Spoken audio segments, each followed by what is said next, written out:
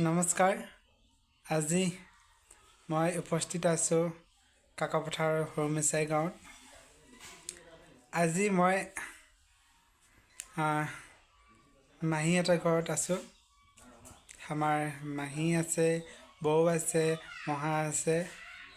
নতুনকৈ ঘৰটো বনাইছে।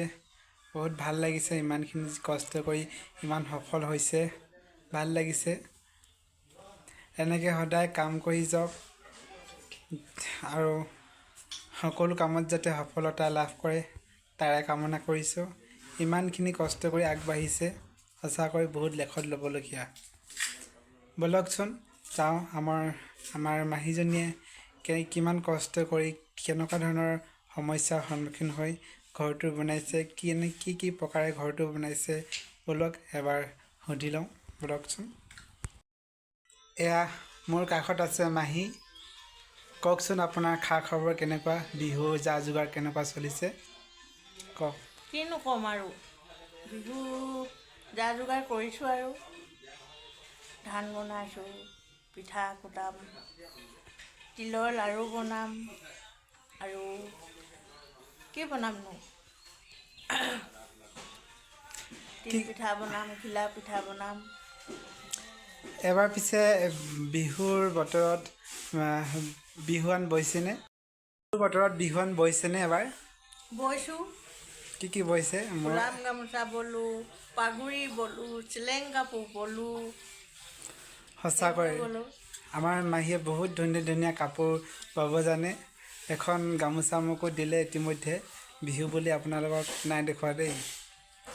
আপোনালোকক পাছত দেখুৱাম বাৰু। পিছে আমাৰ মায়েও এখন বৈ থৈছে ঘৰত।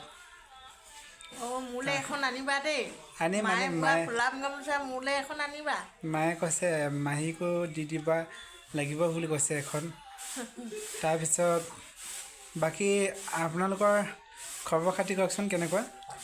আমাৰ খবৰ খাতি কিনো ক'মনো, ভালেই খবৰ খাতি।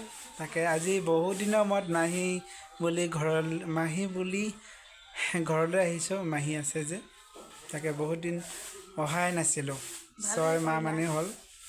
তাৰ পৰা আমি কিনো কৰিম, এতিয়া ঘৰটো কেনেকৈ বনাইছে, কিমান কষ্ট হৈছে এবাৰ কওকচোন।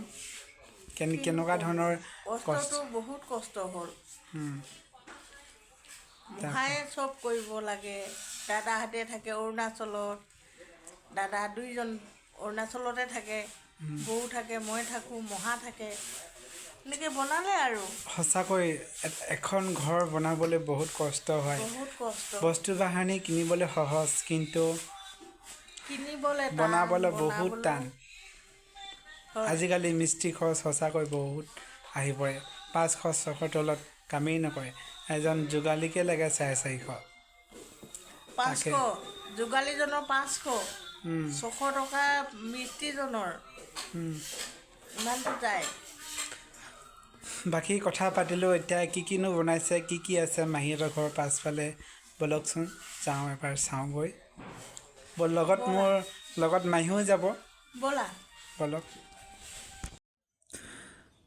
সৌৱা ৰ'দত গছৰ তলত বৌয়ে ধান জাৰি আছে। সেইখন জপনা হয়। এইটো আমাৰ মাহীহঁতৰ ঘৰৰ ওচৰ।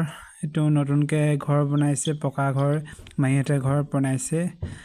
তাৰপিছত এইটো আমাৰ বহু স্মৃতি হৈ জড়িত আছে। এই ঘৰটো সৰুতে আমি ইয়াতে আহি থাকিছিলোঁ। যেতিয়া প্ৰথমবাৰৰ বাবে মাহীহঁতৰ ঘৰ আহিছিলোঁ, তেতিয়া ইয়াতে থাকিছিলোঁ। এইফালে গলি আছে, টিউবৱেললৈ যায়, পাছফালে যায় এইটো ৰাস্তা, এইটো গলিত। আৰু এইটো ভঁৰাল আছে, এইটো তাত ধান চাউল আছে।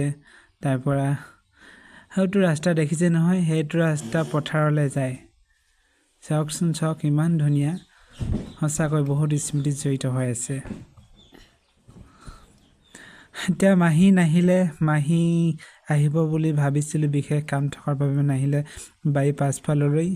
এতিয়া মই অকলে গুচি আহিব লগা হৈছে। এয়া তামোল গছ আছে, কলগছ আছে, কলগছৰ পাত। সঁচাকৈ এই চাহখিনি বহুত ঠাণ্ডা পৰিৱেশ থাকে ইয়াত, ঠাণ্ডা পৰিৱেশ পোৱা যায়। সঁচাকৈ ইয়াত গৰমেই নুঠে, ইমান ধুনীয়া বতাহ মাৰি থাকে নহয়। আৰু সিফালে বাঁহ গছ আছে, এইফালে মাহীহঁতৰ ঘৰ পাছফালে আহিলোঁ এতিয়া মই। চাওকচোন আপোনালোকৰ ঘৰৰ ফালে আছে নাই জনাবচোন এবাৰ সকলোৱে দেই। সৌৱা পুখুৰী হয়, মাছ নাই, পানীও নাই, পানী শুকালে। সঁচাকৈ চাওকচোন ইমান ধুনীয়া সেউজীয়া পৰিৱেশ, থাকি বহুত ভাল লাগে নহয় জানো। চাওকচোন ইয়াত গৰমেই নুঠে, গছৰ তলত বহি কি যে মজা লাগে, সঁচাকৈ বহুত ভাল লাগে। অৱশেষত পাছফালৰ পৰা ঘূৰি আহিলোঁ, বাৰীৰ পৰা আহি আছোঁ। আজি ভিডিঅ'টো ইমানেই, কি দেখালোঁ কি নেদেখালোঁ অহা ভিডিঅ'ত আকৌ লগ পাম পুনৰ। আজিলৈ ভিডিঅ'টো ইমানেই দেই, বাই বাই।